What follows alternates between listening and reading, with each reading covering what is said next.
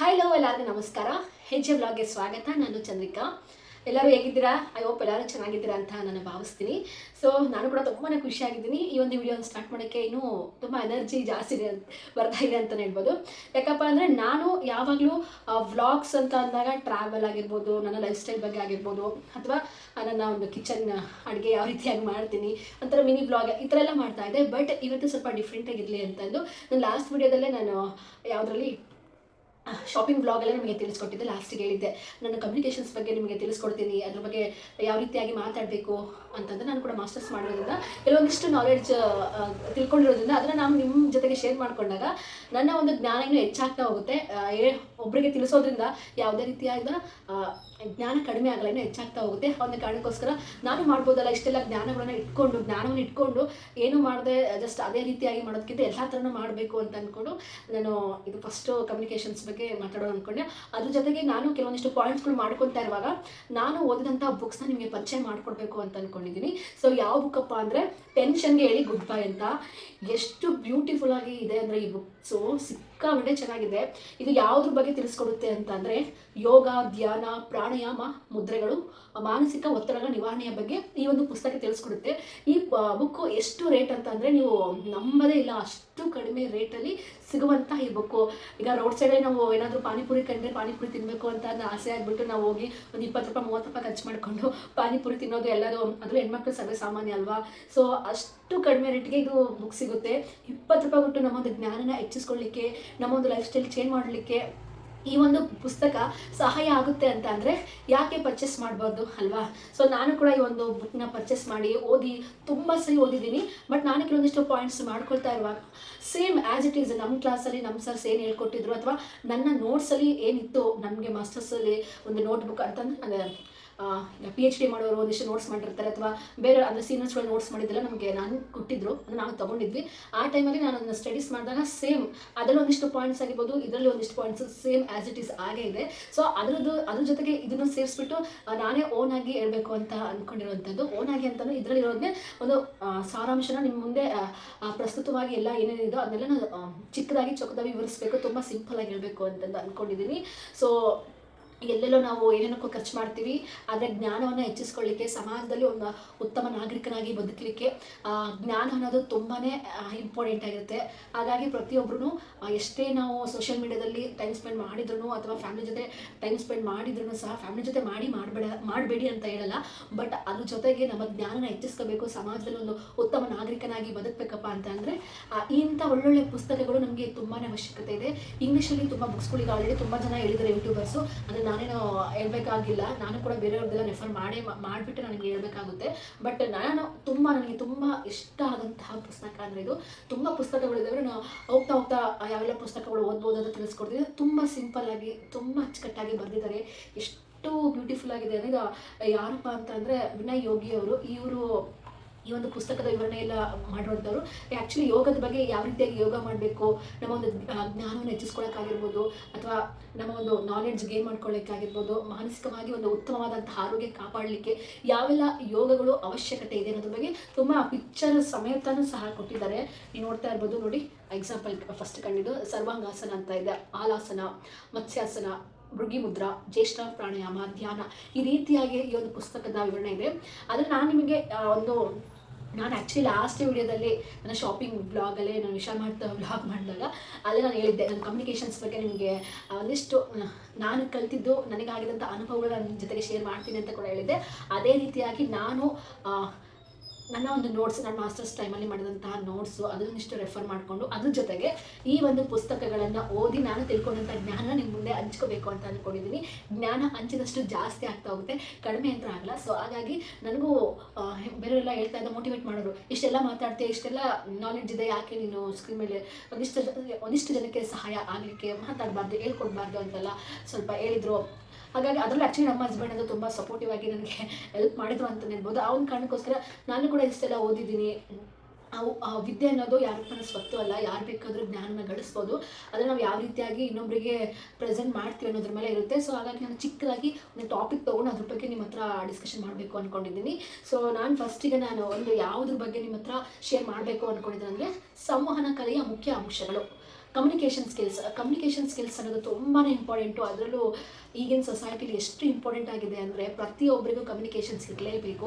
ಒಬ್ಬರ ಹತ್ರ ನಾವು ಮಾತಾಡ್ತೀವಂತ ಅಂದರೆ ತುಂಬ ಧೈರ್ಯವಾಗಿ ಮಾತಾಡುವಂಥ ಒಂದು ಕೆಪಾಸಿಟಿ ಇರಲೇಬೇಕಾಗುತ್ತೆ. ಯಾಕಂದರೆ ಮುಂಚಿನ ಥರ ಎಲ್ಲದಕ್ಕೂ ಹೆಣ್ಮಕ್ಳು ತಲೆ ಬಗ್ಗಿಸ್ಕೊಂಡು ಇರೋವಂಥ ಕಾಲ ಹೋಗ್ಬಿಟ್ಟಿದೆ. ಬಟ್ ಎಲ್ಲಿ ತಲೆ ಬಗ್ಗಿಸ್ಬೇಕು ಅಲ್ಲಿ ತಲೆ ಬಗ್ಗಿಸ್ಬೇಕು. ಬಟ್ ತಪ್ಪಿಲ್ಲದೆ ಇದ್ದಾಗ ಯಾರು ತಲೆ ಬಗ್ಸೋಂಥ ಅವಶ್ಯಕತೆನೇ ಇಲ್ಲ. ಅದು ದೊಡ್ಡವರಾಗಿರ್ಬೋದು ಅಥವಾ ನಮಗಿಂತ ಚಿಕ್ಕವರಾದ್ರೂ ಆಗಿರ್ಬೋದು. ಅದು ನಾನು ಪಾಲಿಸ್ತಿರುವಂಥದ್ದು. ತಪ್ಪಿಲ್ಲ ಅಂದರೆ ನಾನು ಎಂತರೂ ಜಪ್ಪಯ್ಯ ಅಂದ್ರೂ ಯಾರಿಗೂ ತಲೆ ಬಾಗಲ್ಲ. ಬಟ್ ಸಿಕ್ಕಾಬಟ್ಟೆ ಕೋಪ ಇದೆ. ಬಟ್ ಅದು ನಾನು ಒಂದು ಹಂತಕ್ಕೆ ತೊಗೊಂಡು ಬಂದಿದ್ದೀನಿ ಅಂತಲೇ ಹೇಳ್ಬೋದು. ನಮ್ಮ ಮನೆಯವ್ರಿಗೊಂಥರ ಶಾಕಿಂಗ್ ಅಂತಲೇ ಅನಿಸ್ತಿರುತ್ತೆ. ಎಷ್ಟು ನೀನು ಮುಂಚಿನ ಥರ ಇಲ್ಲ ತುಂಬ ಕೋಪ ಕಡಿಮೆ ಮಾಡ್ಕೊಂಡಿದ್ದೀಯಾ ಅಂತ. ಅದಕ್ಕೆ ಮೇನ್ ರೀಸನ್. ಬಟ್ ಈಗಲೂ ಬರ್ತಾ ಇರುತ್ತೆ ಸಮ್ಟೈಮ್. ತುಂಬ ನನಗೆ ರೇಗಿಸ್ತಾ ಇದ್ರೆ ಅವಾಗೆಲ್ಲ ಕೋಪ ಬರ್ತಿರುತ್ತೆ. ಬಟ್ ಮುಂಚೆದಕ್ಕೂ ಇವಾಗಿದ್ದಕ್ಕೂ ಕಂಪೇರ್ ಮಾಡಿಕೊಂಡ್ರೆ ಆಲ್ಮೋಸ್ಟ್ ಒಂದು 60% ಕಡಿಮೆ ಮಾಡ್ಕೊಂಡಿದ್ದೀನಿ. ಯಾಕೆಂದರೆ ಕೋಪ ಅನ್ನೋದು ಹೇಗಿರುತ್ತೆ ಸಿಕ್ಕಾಬಟ್ಟೆ ಇದೆ. ನಾನು ಆಲ್ಮೋಸ್ಟ್ ನನ್ನ ಫ್ಯಾಮಿಲಿ ಜೊತೆ ತುಂಬ ಸರಿ ಜಗಳ ಆಗಿರ್ಬೋದು ಅಥವಾ ಮತ್ತೊಂದು ಮನಸ್ತಾಪಗಳು ಆಗೋಕ್ಕೆ ಕಾರಣ ಮೇನ್ ಅಂದರೆ ನನ್ನ ಒಂದು ಕೋಪದಿಂದ ಫ್ಯಾಮಿಲಿ ಜೊತೆಗೆ ಮನಸ್ತಾಪಗಳು ಹೆಚ್ಚಾಗಿ ಹೋಗಿರೋವಂಥದ್ದು. ಅಮ್ಮನ ಫ್ಯಾಮಿಲಿ ಆಗಿರ್ಬೋದು, ದೊಡ್ಡಪ್ಪ ಇವರೆಲ್ಲ ಎಲ್ಲ ಕಡೆಗಾದರೂ ಅಷ್ಟೇ. ಬಟ್ ಈಗ ಕಡಿಮೆ ಮಾಡಿಕೊಂಡು ಎಲ್ಲ ಅರ್ಥ ಮಾಡಿಕೊಂಡು ಜೀವನದ ಅನುಭವನ ಅನುಸರಿಸ್ತಾ ಹೋಗ್ತಾ ಇದ್ದೀನಿ. ಹಾಗಾಗಿ ನನ್ನ ಕೋಪ ಕೂಡ ಕಡಿಮೆ ಆಗ್ತಿದೆ. ಅದಕ್ಕೆ ಫಸ್ಟ್ ಮೇನ್ ರೀಸನ್ ಏನಪ್ಪ ಅಂದರೆ ಇಂಥ ಒಳ್ಳೊಳ್ಳೆ ಪುಸ್ತಕಗಳನ್ನು ಓದುವಂಥ ಹವ್ಯಾಸ. ಅದ್ರ ಜೊತೆಗೆ ನನ್ನೊಂದು ಯೋಗಾಭ್ಯಾಸ, ಒಳ್ಳೊಳ್ಳೆ ಮೂವೀಸ್ ಆಗಿರ್ಬೋದು ಅಥವಾ ಒಳ್ಳೆ ಹೆಲ್ತಿ ಫುಡ್ ತಿನ್ನೋದ್ರಿಂದ ಈ ಥರ ಎಲ್ಲ ಮಾಡಿದಾಗ ನಮಗೆ ಒಳ್ಳೆ ಒಳ್ಳೆ ಭಾವನೆ, ಒಳ್ಳೆಯ ಆರೋಗ್ಯದ ಭಾವನೆಗಳು ನಮ್ಮ ಒಂದು ಮನಸ್ಸಲ್ಲಿ ಮೂಡ್ತವೆ ಅಂತಲೇ ಹೇಳ್ಬೋದು. ಸೊ ಈಗ ಫಸ್ಟ್ ಸ್ಟಾರ್ಟ್ ಮಾಡ್ತೀನಿ. ಕಮ್ಯುನಿಕೇಷನ್ ಸ್ಕಿಲ್ಸ್ ಫಸ್ಟು ನಾವು ಏನು ಆಗಿರಬೇಕು ಅದು ಒಂದು ಕಮ್ಯುನಿಕೇಷನ್ ಸ್ಕಿಲ್ಸ್ ನಮಗೆ ತಿಳ್ಕೊಬೇಕು. ನಮಗೆ ಅದ್ರ ಬಗ್ಗೆ ಒಂದು ಉತ್ತಮವಾದಂಥ ಜ್ಞಾನ ಸಿಗಬೇಕು ಅಂದರೆ ಉತ್ತಮ ಕೇಳುಗರಾಗಿರಬೇಕು. Be a good listener. ಹೌದು, ಉತ್ತಮ ಕೇಳುಗಾರನಾಗಿದ್ದರೆ ಮಾತ್ರ ಲೈಫಲ್ಲಿ ಏನಾದರೂ ಸಕ್ಸಸ್ ಆಗಲಿಕ್ಕೆ ಸಾಧ್ಯ ಆಗುತ್ತೆ. ಇಲ್ಲ ಅಂದರೆ ಏನೂ ಆಗಲ್ಲ. ಈಗ ನೀವು ನೋಡ್ತಾ ಇರ್ಬೋದು, ನಾನು ತುಂಬ ಸಲ ಸಮ್ಟೈಮ್ಸ್ ಅವ್ರಿಗೆ ಮಾತಾಡ್ತಾ ಇರುವಾಗೆ ಅದಕ್ಕಿಂತ ಅವರು ಆನ್ಸರ್ ಮಾಡೇ ಇರಲ್ಲ. ಆಗಲೇ ನಾನು ಅವ್ರಿಗೆ ಒಂದು 2-3 ಕ್ವಶನ್ಸ್ ಕೇಳಿರ್ತೀನಿ. ಅದು ಕಾಲೇಜಲ್ಲಾದರೂ ಅಷ್ಟೇ, ಸ್ಕೂಲ್ ಟೈಮಲ್ಲಿ ಅಷ್ಟೇ. ಪ್ರೈಮರಿದು ನೆನಪಿಲ್ಲ. ಪ್ರೈಮರಿ ಅಂದರೆ ನಮಗಿನ್ನೂ ಅಷ್ಟು ನನಗಂತೂ ನಾಲೆಡ್ಜ್ ಅಷ್ಟೇನು ಇರಲಿಲ್ಲ. ಹೈಸ್ಕೂಲಲ್ಲಾದರೂ ಅಷ್ಟೇ. ನಮ್ಮ ಸರ್ ಇದ್ದರು, ಕನ್ನಡ ಸರ್ ಇದ್ದರು, ಅವ್ರ ಹೆಸರು ಹನುಮಂತಪ್ಪ ಅಂತ. ಆ ಸರ್ ಅಂತ ನಾನು ಕೇಳೋ ಕ್ವಶನ್ಸಿಗೆ ನನ್ನ ಹೊರಗೆ ನಿಲ್ಲಿಸ್ಬಿಡೋರು. ಹುಡುಗರೆಲ್ಲ ಹೇಳ್ತಾ ಇದ್ರು, ಈ ಥರ ಎಲ್ಲ ನೀನು ಈ ಥರ ಮಾತಾಡೋದು, ನಿಮಗೆಲ್ಲ ಕ್ವಶನ್ ಕೇಳೋದ್ರಿಂದ ನಮಗೆ ಕ್ಲಾಸ್ ಸರಿಯಾಗಿ ಆಗ್ತಾ ಇಲ್ಲ ನೋಡು ಅಂತೆಲ್ಲ ಹೇಳ್ತಾ ಇದ್ರು. ಸೊ ಹಾಗಾಗಿ ನಾನು ಅದನ್ನು ನನಗೆ ಸ್ಟಾಪ್ ಮಾಡ್ತಾ ಇದ್ದೆ. ಹಾಗಾಗಿ ಫಸ್ಟು ನಾವು ಉತ್ತಮ ಕೇಳುಗರಾಗಿರಬೇಕು. ಏನೋ ಒಂದು ವಿಚಾರಗಳು ಹೇಳ್ತಾ ಇದ್ದಾರೆ ಅಂತ ಅಂದಾಗ ಅದು ಒಳ್ಳೆ ವಿಚಾರಗಳು. ಹಿರಿಯರು ಏನಾದರೂ ಹೇಳ್ತಾ ಇರೋದು ನಾವು ಸರಿಯಾಗಿ ಕೇಳಿಸ್ಕೋಬೇಕು. ಕೇಳಿಸ್ಕೊಂಡಾಗ ಮಾತ್ರ ನಾವು ಏನಾದರೂ ಒಂದು ಒಳ್ಳೆ ಕೆಲಸವನ್ನು ಮಾಡಲಿಕ್ಕೆ ಸಾಧ್ಯ ಆಗುತ್ತೆ ಅಂತ ಹೇಳ್ಬೋದು. ಬಟ್ ಇದು ನಾನು ಹೇಳೋದು, ಇದು ನನ್ನ ಅನುಭವದ ಮಾತುಗಳನ್ನು ನಿಮ್ಮ ಹತ್ರ ಹೇಳ್ತಾ ಇದ್ದೀನಿ. ಸೊ ಈ ಒಂದು ಪುಸ್ತಕ ನೀವು ಓದಿ ನಿಮಗೆ ಗೊತ್ತಾಗುತ್ತೆ. ಜಸ್ಟ್ 20 ರೂಪೀಸ್ ರೀ. 20 ರೂಪೀಸ್ಗೆ ಇಂಥ ಒಳ್ಳೊಳ್ಳೆ ಜ್ಞಾನ ಚಿಕ್ಕ ಒಂದು ಟಾಪಿಕ್, ಸಣ್ಣ ಟಾಪಿಕ್ಗೆ ತೊಗೊಂಡು ತಿಳ್ಕೊಬೋದಲ್ವಾ. ಬೇರೆ ಹತ್ರ ಮಾತಾಡೋಕ್ಕಾಗಿರ್ಬೋದು, ನಾವೇ ತಿಳ್ಕೊಳಕ್ಕೆ 20 ರೂಪಾಯಿ ದೊಡ್ಡ ವಿಚಾರ ಅಲ್ವಾ. ನೋಡಿ, ಇದೇ ಬುಕ್ಕು ಟೆನ್ಷನ್ಗೆ ಹೇಳಿ good bye, Vinay Yogi author. ಅಂದರೆ ಇವರೇ ಇದನ್ನು ಬರೆದಿರೋದು. ತುಂಬಾ ಚೆನ್ನಾಗಿದೆ, ತುಂಬ ಬ್ಯೂಟಿಫುಲ್ ಆಗಿದೆ. ನನಗೆ ಸಿಕ್ಕಾಪಟ್ಟೆ ಇಷ್ಟ ಆಯಿತು.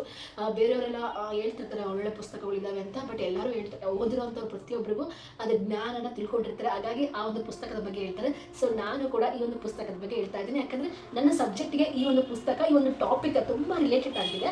ಆ ಒಂದು ಕಾರಣಕ್ಕೋಸ್ಕರ ನಾನು ನಿಮಗೆ ಈ ವಿಚಾರದ ಬಗ್ಗೆ ಮಾತಾಡ್ತಿದ್ದೀನಿ. ಸೊ ಫಸ್ಟ್ ನಾವು ಉತ್ತಮ ಕೇಳುಗರನಾಗಿದ್ದರೆ ಮಾತ್ರ ಲೈಫಲ್ಲಿ ಏನಾದರೂ ಸಕ್ಸಸ್ ಆಗಲಿಕ್ಕೆ ಸಾಧ್ಯ.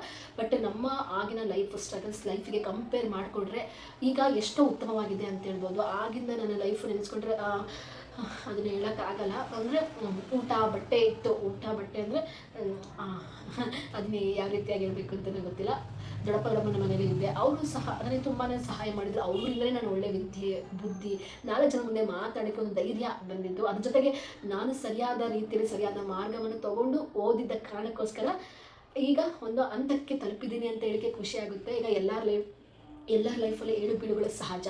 ಆದರೆ ತಂದೆ ತಾಯಿಗಳು ತುಂಬ ಸಪೋರ್ಟ್ ಮಾಡೋರು ತುಂಬ ಜನ ಇರ್ತಾರೆ. ಈಗಿನ ಕಾಲದಲ್ಲಿ ಅಂತೂ ಒಂದೊಂದು ಸ್ಟೆಪ್ಪಿಗೂ ತಂದೆ ತಾಯಿಗಳು ಅವ್ರನ್ನ ಬ್ಯಾಕ್ ಬೋನ್ ಆಗಿ ನಿಂತ್ಕೊಂಡು ಹೆಲ್ಪ್ ಮಾಡ್ತಾ ಇರ್ತಾರೆ. ಬಟ್ ನಮ್ಮ 90s ಕಿಡ್ಸು ಅದೊಂದಿಷ್ಟು ಜನ ತುಂಬ ಲೈಫ್ನ ಸ್ಟ್ರಗಲ್ಸ್ ಪಟ್ಟಿರೋರಿದ್ದಾರೆ. ಆದರೆ ನನ್ನ ಫ್ರೆಂಡ್ಸ್ ಸರ್ಕಲ್ಸ್ ಇದ್ದರು, ಸಿಕ್ಕಾಪಟ್ಟೆ ಸ್ಟ್ರಗಲ್ಸ್ ಪಟ್ಟಿದ್ದಾರೆ. ಬಟ್ ಒಬ್ಬೊಬ್ಬರು ಈಗಲೂ ತುಂಬಾ ಕಷ್ಟಪಡ್ತಾ ಇದ್ದಾರೆ. ಅದನ್ನು ಹೇಳಲಿಕ್ಕಾಗಲ್ಲ. ಸೊ ಹಾಗಾಗಿ ಆವಾಗಿಂದ 90s ಕಿಡ್ಸ್ ಅವ್ರಿಗೂ ಈಗಿನವ್ರಿಗೂ ತುಂಬಾ ವ್ಯತ್ಯಾಸ ಇದೆ ಅಂತಲೇ ಹೇಳ್ಬೋದು. ಸೊ ಫಸ್ಟ್ ನಾನು ಈ ಟಾಪಿಕಲ್ಲಿ ಫಸ್ಟ್ ಪಾಯಿಂಟ್ ಏನದು ಉತ್ತಮ ಕೇಳುಗನಾಗಿರಬೇಕು. ಸೆಕೆಂಡ್ ಪಾಯಿಂಟ್ ಕಡಿಮೆ ಮಾತಾಡಿ ಹೆಚ್ಚು ತಿಳ್ಕೊಳ್ಳಿ. ಬಟ್ ಅಂದರೆ ಇದರಲ್ಲಿ ಉಲ್ಟಾ ಹೋಗ್ಬಿಟ್ಟಿತ್ತು. ನಾನಂತೂ ಹೆವಿ ಮಾತಾಡ್ತಿದ್ದೆ, ಕಡಿಮೆ ತಿಳ್ಕೊತಾ ಇದ್ದೆ. ಹಾಗಾಗಿ ಈ ಸತಿ ಒಳ್ಳೆ ಗೌರ್ಮೆಂಟ್ ಆಫೀಸರ್ ಆಗಿರ್ತಿದ್ದೆ. ಬಟ್ ಅದೇನಾದರೂ ಅನ್ಫಾರ್ಚುನೇಟ್ಲಿ ಜರ್ನಲಿಸಮ್ ಫೀಲ್ಡಲ್ಲಿ ವರ್ಕ್ ಮಾಡ್ತಾ ಇದ್ದೀನಿ. ಬಟ್ ಈ ಫೀಲ್ಡಲ್ಲಿ ಎಷ್ಟು ದಿನ ವರ್ಕ್ ಮಾಡ್ತಾರೆ ಅಂತ ನನಗೂ ಕಾನ್ಫಿಡೆಂಟ್ ಇಲ್ಲ, ಹಂಗಾಗೋಗ್ಬಿಟ್ಟಿದೆ. ಯಾಕಂದರೆ ಅಲ್ಲಾಗ್ತಿರುವಂತಹ ವ್ಯವಸ್ಥೆಗಳು ನೋಡಿ ಅಥವಾ ನನ್ನಲ್ಲಿ ಏನಾದರೂ ಜ್ಞಾನ ಕಡಿಮೆ ಇದೆನಾ ಅನ್ನೋದೇ ಒಂದು ದೊಡ್ಡ ಒಂದು ಯಕ್ಷ ಪ್ರಶ್ನೆ ಉಳ್ಕೊಂಡಿದ್ದೆ. ಬಟ್ ಈಗ ಇತ್ತೀಚೆಗೆ ನಾನು ಹೆಚ್ಚಿಗೆ ತಿಳ್ಕೊತಾ ಇದ್ದೀನಿ, ಕಡಿಮೆ ಮಾತಾಡ್ತಾ ಇದ್ದೀನಿ. ಅದು ಎಲ್ಲದರಲ್ಲೂ ಆಗಿರ್ಬೋದು. ಸಂಬಂಧಗಳು ಚೆನ್ನಾಗಿ ಇಲ್ಲ ಅಂತ ಅಂದಾಗ ಅವ್ರ ಹತ್ರ ಮಾತಾಡೋದನ್ನ ಕಡಿಮೆ ಮಾಡಬೇಕು. ಏನು ಅದು ಒಂದು ಆ ಥರ ಆಗಲಿಕ್ಕೆ ನಾವು ಯಾಕೆ ಕಡಿಮೆ ಮಾತಾಡ್ತಾ ಇದ್ದೀವಿ, ಅದಕ್ಕೆ ಆಗಕ್ಕೆ ಕಾರಣ ಏನು, ಪ್ರಾಬ್ಲಮ್ ಏನು ಅಂತ ಫಸ್ಟ್ ತಿಳ್ಕೊಬೇಕಾಗುತ್ತೆ. ಸೈಲೆಂಟಾಗಿ ಇದ್ದಾಗ ಗೊತ್ತಾಗ್ಬಿಡುತ್ತೆ. ಎಷ್ಟೋ ಸರಿ ಕಾನ್ವರ್ಸೇಷನ್ ಸರಿಯಾಗಿ ಮಾಡದೇ ಇದ್ದಾಗ ಸಂಬಂಧಗಳು ಹಾಳಾಗೋಗ್ತವೆ. ಸೊ ಹಾಗಾಗಿ ಹೇಳ್ತಾ ಇರುವಂಥದ್ದು ಈ ವಿಚಾರದ ಬಗ್ಗೆ, ಕಡಿಮೆ ಮಾತಾಡಿ ಹೆಚ್ಚು ತಿಳ್ಕೊಳ್ಳಿ. ಬಟ್ ಆಗಂತ ಅಂದ್ಕೊಂಡು ಮತ್ತೆ ನೀವು ಅದನ್ನು ನಾನು ಹೇಳ್ತಾ ಇರೋದು ಯಾವ ಪರ್ಪಸ್ಸಿಗೋಸ್ಕರ ಅಂತ ಅಂದರೆ ಜ್ಞಾನವನ್ನು ಹೆಚ್ಚಿಸ್ಕೊಳ್ಳಿಕ್ಕೆ, ಒಂದು ಫ್ಯಾಮಿಲಿ ಜೊತೆ ಒಂದು ಕುಟುಂಬದ ಜೊತೆ ಒಳ್ಳೆ ಸಂಬಂಧನ ಬೆಳೆಸ್ಕೊಳ್ಳಿಕ್ಕೋಸ್ಕರ ಈ ವಿಚಾರದ ಬಗ್ಗೆ ಹೇಳ್ತೀನಿ. ಮತ್ತು ನೆಕ್ಸ್ಟ್ ಥರ್ಡ್ ಒನ್, ಇಬ್ಬರು ಮಾತಾಡ್ತಾ ಇದ್ದಾರೆ. ಓಕೆ, ಇಬ್ಬರು ಮಾತನಾಡುತ್ತಿರುವಾಗ ಮಧ್ಯೆ ಮಾತನಾಡಬಾರದು. ಮಾತನಾಡಬೇಕಾದ್ರೆ ಕ್ಷಮಿಸಿ ಎಂದಷ್ಟೇ ಹೇಳಿ ಮಾತನಾಡಬೇಕು. ಈಗ ಇಬ್ಬರು ಯಾರೋ ಕಾನ್ವರ್ಸೇಷನ್ ಮಾಡ್ತಾ ಇರ್ತಾರೆ ಅಂದ್ಕೊಳ್ಳಿ. ನಾನು ನನ್ನ ಫ್ರೆಂಡ್ ಏನೋ ಮಾತಾಡ್ತಾ ಇರ್ತೀವಿ, ಇನ್ನೊಬ್ರು ಯಾರೋ ಬಂದು ಇನ್ನೊಂದು ಬೇರೆ ಟಾಪಿಕ್ ಬಗ್ಗೆ ತೊಗೊಂಡು ಮಾತಾಡ್ತಿದ್ದಾರೆ ಅಂದಾಗ ಅಲ್ಲಿ ನಮಗಿಬ್ರಿಗೂ ಎಲ್ಸು ಮುರ್ಸಾಗ್ತಾ ಇರುತ್ತೆ. ಸೊ ಹಾಗಾಗಿ ನಾವು ಬೇರೆಯವರು ಮಾತಾಡ್ತಾರೋ ಅವ್ರ ಮಧ್ಯೆ ಪ್ರವೇಶಿಸಲೇಬಾರ್ದು. ಸೊ ಅದನ್ನು ಫಸ್ಟ್ ನಾವು ತಿಳ್ಕೊಬೇಕು. ಏನಾದರೂ ತುಂಬ ಇಂಪಾರ್ಟೆಂಟು, ತುಂಬ ಅರ್ಜೆಂಟ್ ಇತ್ತು, ಮಾತಾಡಲೇಬೇಕು ಅಂತ ಅಂದಾಗ ಅವ್ರ ಹತ್ರ ಸಾರಿ ಕೇಳಿ, ಕ್ಷಮಿಸಿ ಅಂತ ಕೇಳಿಬಿಟ್ಟು ನೀವು ನಿಮ್ಮ ಮಾತನ್ನ ಮುಂದುವರಿಸ್ಬೋದು. ಸೊ ಥರ್ಡ್ ಪಾಯಿಂಟ್, ಫಸ್ಟು ಉತ್ತಮ ಕೇಳುಗನಾಗಿರಬೇಕು, ಕಡಿಮೆ ಮಾತಾಡಿ ಹೆಚ್ಚು ತಿಳ್ಕೋಬೇಕು. ಥರ್ಡ್ ಒನ್, ಬೇರೆಯವರು ಮಾತಾಡ್ತಾ ಇರುವಾಗ ಮತ್ತೆ ಪ್ರವೇಶಿಸಬಾರ್ದು. ಏನಾದರೂ ಪ್ರವೇಶಿಸಿದರೆ ಎಂಟ್ರಿ ಏನಾದರೂ ಕೊಟ್ಟರೆ ಅವ್ರದ್ದು ಕ್ಷಮಿಸಿ ಅಂತ ಹೇಳ್ಬಿಟ್ಟು ನೀವು ನೆಕ್ಸ್ಟ್ ಕಾನ್ವರ್ಸೇಷನ್ ಏನು ಯಾವ ಟಾಪಿಕ್ ಬಗ್ಗೆ ಏನಾದರೂ ಅರ್ಜೆಂಟ್ ಮಾತಾಡೋದಿದೆ ಅಂತಂದರೆ ಅದನ್ನು ಹೇಳ್ಬೋದು. ಈಗ ಫೋರ್ತ್ ಪಾಯಿಂಟ್ ಏನಪ್ಪ ಅಂದರೆ ತಲೆಹರಟೆಗಳ ಜೊತೆ ಮಾತನಾಡಬೇಡಿ, ಮೌನವಾಗಿರಿ. ಇದಂತೂ ಈಗ ಸಿಕ್ಕಾಪಟ್ಟೆ ಇದು ಆಗ್ತಾ ಇದೆ ತಲೆಹರಟೆಗಳು. ಈಗಂತೂ ಎವ್ರಿ ರೀಲ್ಸ್ ಆಗಿದೆ, ನಾನು ನೋಡ್ತೀನಿ, ಬಟ್ ನಾನು ರೀಲ್ಸ್ ಮಾಡ್ತೀನಿ, ಬಟ್ ಈ ರೇಂಜಿಗೆಲ್ಲ ಮಾಡಲ್ಲ. ಹೆಂಗೆಲ್ಲ ರೀಲ್ಸ್ ಮಾಡ್ತಾರೆ ಅಂದರೆ ನನಗೆ ಸಿಕ್ಕಾಪಟ್ಟೆ ಹಟ್ಟಾಗಿದ್ದು ಯಾವ ರೀಲ್ಸ್ ಅಂತ ಅಂದರೆ, ಯಾರೋ ಒಂದು ಲೇಡಿ ಅವರು ಒಂಥರ ಆಡ್ತಾರೆ, ಗೊತ್ತಿರ್ಬೋದು ಪಬ್ಲಿಕ್ಕಿಗೆ, ಬಟ್ ಭರತನಾಟ್ಯಂ ನಾವು ಅದಕ್ಕೆ ಎಷ್ಟು ಮರ್ಯಾದೆ ಕೊಟ್ಟು ನಾವು ಆ ಒಂದು ನೃತ್ಯನ ಸ್ಟಾರ್ಟ್ ಮಾಡ್ತೀವಿ. ಬಟ್ ಆ ಅಮ್ಮ ಆ ಒಂದು ಸ್ಲಿಪ್ಪರ್ ಹಾಕೊಂಡು ಹುಚ್ಚಿಗೊಂಡ ಕುಂಡಿದ್ದಾಳೆ ರೋಡಲ್ಲಿ ಆಗಿರ್ಬೋದು ಅಥವಾ ಇನ್ನೊಂದು ಯಾವುದೋ ಕಾಡು ಹತ್ರ ಎಲ್ಲ. ಏನು ಅವ್ರಿಗೊಂದು ಸ್ವಲ್ಪ ಮ್ಯಾನರ್ಸ್ ಇಲ್ವಾ, ಜ್ಞಾನನೇ ಇಲ್ವಾ ಅಂತ ಅನಿಸುತ್ತೆ. ಏನು ಹೇಳಬೇಕು ಇಂಥ ಜನಕ್ಕೆ. ನನಗಿಂತ ಕಂಪ್ಲೇಂಟ್ ಕೊಡಬೇಕು ಅನ್ನೋ ಲೆವೆಲಿಗೆಲ್ಲ ಮನಸ್ಸು ಬಂದುಬಿಟ್ಟಿದೆ. ಇನ್ನು ನಾನು ಈ ಭರತನಾಟ್ಯಂನಲ್ಲಿ ಫುಲ್ ಪ್ರೊಫೆಷ್ನಲ್ ಆಗಿಲ್ಲ, ಒಂದೊಂದು ರೀಸನ್ಗೋಸ್ಕರ ನಾನು ಸುಮ್ಮನೆ ಆಗಿಬಿಟ್ಟೆ. ಒಂದಿಷ್ಟು ಕೆಲವೊಂದು ಜ್ಞಾನಕ್ಕಾಗಿರ್ಬೋದು, ಕೆಲವೊಂದು ವಿದ್ಯೆಗಳಿಗೆ, ಅದು ಒಂದು ವಿದ್ಯೆನೇ, ಅದಕ್ಕೆ ಫಸ್ಟ್ ಬೆಲೆ ಕೊಡಿ. ಅದ್ರ ಬಗ್ಗೆ ಏನೂ ಗೊತ್ತಿಲ್ಲ ಅಂತಂದು ಭರತನಾಟ್ಯಂಗೆ ಡ್ಯಾನ್ಸ್ಗೆ ನೀವು ಹುಚ್ಚಿ ಥರ ಕೂದಲು ಬಿಟ್ಕೊಂಡು ನಾಗವಲ್ಲಿ, ಓಕೆ ಅದು ಬೇರೆ ಇದೇ ಬೇರೆ. ಹುಚ್ಚಿ ಥರ ಎಲ್ಲ ಕೂದಲು ಬಿಟ್ಕೊಂಡು ಸ್ಲಿಪ್ಪರ್ ಹಾಕ್ಕೊಂಡು ಹೆಂಗೆಂಗೋ ಮಾಡಿದರೆ ಅದಕ್ಕೆ ಆ ಒಂದು ನೃತ್ಯಕ್ಕೆ ಒಂದು ಮರ್ಯಾದೆ ಇದೆ. ಫಸ್ಟು ಅದಕ್ಕೆ ಮರ್ಯಾದೆ ಕೊಟ್ಟು ಈ ಥರ ತಲೆಹರಟೆಗಳ ಕೆಲಸಗಳು ಮಾಡದೆ ಸರಿಯಾದ ರೀತಿಯಾದಂಥ ಸಮಾಜಕ್ಕೆ ಕೊಡುವಂಥ ಮೆಸೇಜ್ಗಳನ್ನ ಕೊಡಿ. ಓಕೆ, ರೀಲ್ಸ್ ಮಾಡ್ಬೇಕನ್ಸುತ್ತಾ ಮಾಡಿ, ಮಿನಿ ವ್ಲಾಗ್ಸ್ಗಳು ಏನೋ ಮಾಡ್ತೀರಾ, ಬಟ್ ಕೆಲವೊಂದನ್ನು ನೋಡಿ ತಿಳಿದು ಸ್ವಲ್ಪ ಕಾಮನ್ ಸೆನ್ಸ್ ಇಟ್ಕೊಂಡು ಮಾಡಿದರೆ ಎಲ್ಲರಿಗೂ ಒಳಿತು ಅಂತ ಹೇಳಲಿಕ್ಕೆ ನಾನು ಇಷ್ಟಪಡ್ತೀನಿ. ಬಟ್ ಸೀರಿಯಸ್ಲಿ ನನಗೆ ಪರಿಸ್ಥಿತಿ ತುಂಬ ಹೊರಟಾಯಿತು. ಯಾಕಂದರೆ ನಾನು 3-4 ವರ್ಷದಿಂದ ಅದನ್ನು ಪ್ರೀತಿಸಿ ಒಂದು ಸ್ವಲ್ಪ ಅದಕ್ಕೆ ಯಾವುದೇ ರೀತಿಯಾದಂತಹ ಏನೋ ಮರ್ಯಾದೆ ಕೊಡದೆ ನಾವು ಡ್ಯಾನ್ಸ್ನ ನೃತ್ಯ ಮಾಡೇ ಇಲ್ಲ. ನಾವು ಎಷ್ಟು ಫಸ್ಟ್ ನಾವು ಸ್ಟೇಜ್ ಮೇಲೆ ನಿಂತ್ಕೊತೀವಿ ಅಥವಾ ಪ್ರಾಕ್ಟೀಸ್ ಮಾಡ್ತೀವಿ ಅಂತ ಅಂದ ತಕ್ಷಣ ಫಸ್ಟ್ ನಾವು ಅದಕ್ಕೆ ನಮಸ್ಕಾರ ಮಾಡಿಬಿಟ್ಟೆ ನಾವು ಒಂದನ್ನು ಭರತನಾಟ್ಯಂನ ಸ್ಟಾರ್ಟ್ ಮಾಡೋದು. ಬಟ್ ಇವರು ಸ್ಲಿಪ್ಪರ್ ಹಾಕೊಂಡು ಹೇಗೆ ಬೇಕಾಗೆ ಕುಡಿತಾರೆ, ಗೆಜ್ಜೆ ಎಲ್ಲ ಹಾಕ್ಕೊಂಡು. ಆ ಗೆಜ್ಜೆಗೆ ಒಂದು ಮರ್ಯಾದೆ ಇದೆ ಕಣ್ರಿ. ಫಸ್ಟ್ ಅದನ್ನು ಸರಿಯಾಗಿ ನೀವು ಇದನ್ನು ಮಾಡಿ. ಏನು ಹೇಳಬೇಕು, ಈಗಿದ್ದು ಜನ್ರೇಷನ್ ಹೇಗೆ ಆಗ್ತಾ ಇದೆ, ಜ್ಞಾನಕ್ಕಿಂತ ಈ ಥರ ಹುಚ್ಚು ಥರ ತಲೆಹರಟೆಗಳು ಥರ ಮಾಡ್ತಾರಲ್ವ, ಅವ್ರಿಗೆ ಕೊಡುವಂಥ ಮರ್ಯಾದೆ ಆಗಿರ್ಬೋದು. ಅವ್ರನ್ನ ಕರೆಸಿ ಸನ್ಮಾನ ಕೂಡ ಮಾಡ್ತಾರೆ, ವೈರಲ್ ಮಾಡ್ತಾರೆ, ಇನ್ನೆಲ್ಲ ಮಾಡ್ತಾರೆ. ಅವ್ರು ಮಾಡ್ತಿರೋ ನಾವುಗಳೇ ಅದನ್ನು ಫಸ್ಟ್ ನಾವು ನೆನಪಿಟ್ಕೊಂಡು ಈ ಥರ ಎಲ್ಲ ಮಾಡೋದನ್ನ ಕಡಿಮೆ ಮಾಡಬೇಕು. ಸುಮ್ಮನೆ ಕಮೆಂಟ್ ಮಾಡೋದಕ್ಕಿಂತ ಅವ್ರಿಗೆ ಲೈಕ್ ಮಾಡೋದು, ವೀಲ್ಸ್ ಮಾಡೋದನ್ನೆಲ್ಲ ಕಡಿಮೆ ಮಾಡಿದರೆ ತಾನಾಗೆ ಎಲ್ಲನೂ ಸರಿ ಹೋಗುತ್ತೆ ಅಂತ ಹೇಳ್ಬೋದು. ಸೊ ನೆಕ್ಸ್ಟ್ 5th ಪಾಯಿಂಟು, ನಿಮ್ಮ ಮಾತು ಸೌಮ್ಯವಾಗಿರಬೇಕು, ಆಜ್ಞೆ ಮಾಡುವ ರೀತಿ ಇರಬಾರ್ದು ಅಲ್ವಾ. ಸೊ ನಾನು ಎಲ್ಲರ ಜೊತೆಗೆ ತುಂಬ ಚೆನ್ನಾಗಿ ಮಾತಾಡ್ತೀನಿ, ಬಟ್ ಫ್ಯಾಮಿಲಿ ಜೊತೆ ಬಂದಾಗ ಸ್ವಲ್ಪ ಕೆಲವೊಂದು ಟೈಮ್ ಕೋಪ ಬಂದುಬಿಟ್ಟಿರ್ತಲ್ವ, ಸ್ವಲ್ಪ ರೂಢಾಗಿ ಆಡ್ತಾ ಇರ್ತೀನಿ. ಯಾವಾಗ ಅನಿಸುತ್ತೆ ನಾನೇ ಯಾಕೆ ಇಷ್ಟು ಇವ್ರಿಗೆ ಈ ಥರ ಮಾತಾಡ್ತೀನಿ, ಹೊರಗಡೆಗಾದ್ರೆ ಆ ಥರ ಮಾತಾಡಲ್ಲ. ಅದನ್ನು ನಮ್ಮ ಹಸ್ಬೆಂಡಿಗಂತೂ ಒಂದ್ಸಲಿ ಹೆಂಗೆ ಆಡ್ತಿರ್ತೀನಿ ಅಂದರೆ ಪಾಪ ಅವ್ರು ಸುಮ್ಮನೆ ಇರ್ತಾರೆ. ಆಮೇಲೆ ನಾನು ಯಾಕೆ ಹಿಂಗೆ ಮಾತಾಡ್ಬಿಟ್ಟೆ, ನಾನು ಯಾಕೆ ಹೋಗಿ ಆರ್ಡ್ರ್ ಥರ ಮಾಡೋ ಥರ ಹೇಳ್ಬಿಟ್ಟೆ ಅಂತೆಲ್ಲ ಅನಿಸ್ತಿರುತ್ತೆ. ಬಟ್ ಸ್ಟಿಲ್ ನಾನು ಅವ್ರಿಗೆ ಸಾರಿ ಕೇಳ್ತೀನಿ. ಬಟ್ ಯಾವಾಗಲೂ ಈ ಥರ ಆಗಲ್ಲ, ತುಂಬ ಖುಷಿಯಾಗಿರ್ತೀವಿ ನಾನು ನನ್ನ ಹಸ್ಬೆಂಡು. ಸಮ್ಟೈಮ್ಸ್ ನನಗೇನಾದರೂ ಕೋಪ, ತುಂಬ ಸ್ಟ್ರೆಸ್ ಅಂತ ಅನ್ನಿಸ್ದಾಗ ಈ ಥರ ಎಲ್ಲ ಫೀಲ್ ಆಗ್ತಾ ಇರುತ್ತೆ. ಅದು ಬಿಟ್ಟರೆ ಬೇರೆ ಜೊತೆ ಮಾತಾಡುವಾಗ ತುಂಬ ಸೌಮ್ಯವಾಗಿ ಪ್ರೀತಿಯಿಂದ ಮಾತಾಡ್ತೀನಿ, ಆಮೇಲೆ ನಕ್ಕೊಂತಾನೆ ಮಾತಾಡ್ತೀನಿ. ಸೊ ನೆಕ್ಸ್ಟ್ ಪಾಯಿಂಟ್ ಅದೇ ಇರೋದು, ನಗುಮುಖದಿಂದ ಮಾತನಾಡಿಸಿ. ಸೊ ನಾನಂತೂ ಎಲ್ಲರ ಜೊತೆಗೂ ಈಗಲೂ ನಾನು ಮಾತಾಡ್ತಾರೆ ನಕ್ಕೊಂತಾನೆ ಮಾತಾಡ್ತಿರ್ತೀನಿ. ಬಟ್ ಯಾವಾಗಲೂ ಬಟ್ ಕೆಲವು ಯಾವ ವಿಚಾರಕ್ಕೆ ನಗಬೇಕು, ಯಾವ ವಿಚಾರಕ್ಕೆ ನಗಬಾರ್ದು ಅನ್ನೋದು ನಿಮ್ಮ ತಲೆಯಲ್ಲಿ ಸರಿಯಾಗಿರಬೇಕಾಗುತ್ತೆ. ಸೊ ಹಾಗಾಗಿ ನಗುಮುಖದಿಂದ ಎಲ್ಲರನ್ನೂ ಪ್ರೀತಿ ವಿಶ್ವಾಸದಿಂದ ಕಾಣಿ ಅಂತ ನಾನು ಹೇಳ್ತೀನಿ. ನಾನಂತೂ ತುಂಬ ಚೆನ್ನಾಗಿ ನನ್ನ ಜೊತೆಗೆ ಯಾರು ಚೆನ್ನಾಗಿರ್ತಾರೆ ಅವ್ರ ಜೊತೆ ತುಂಬ ಚೆನ್ನಾಗಿರ್ತೀವಿ. ನಮ್ಮನ್ನೇ ದ್ವೇಷಿಸ್ತಾರೆ ಅಂದರೆ ಒಂದು ಸ್ಮೈಲ್ ಮಾಡ್ತೀವಿ. ಅದು ಬಿಟ್ಟರೆ ತುಂಬ ಫೋರ್ಸ್ಫುಲಿ ಆಗಿ ಮಾತಾಡ್ಸಲ್ಲ. ಅಲ್ಲಿ ಬೆಲೆ ಇಲ್ಲ ಅಂತ ಅಂದಾಗ ಅಲ್ಲಿ ಮಾತಾಡಿಸೋ ಅವಶ್ಯಕತೆನೇ ಇಲ್ಲ. ಅದು ನನ್ನ ಅಭಿಪ್ರಾಯ. ಸೊ ಅದನ್ನು ನೀವು ಹೇಗೆ ಮಾಡ್ತಿರೋ ಅನ್ನೋದು ನೀವು ತಿಳ್ಕೊಳ್ಳಿ.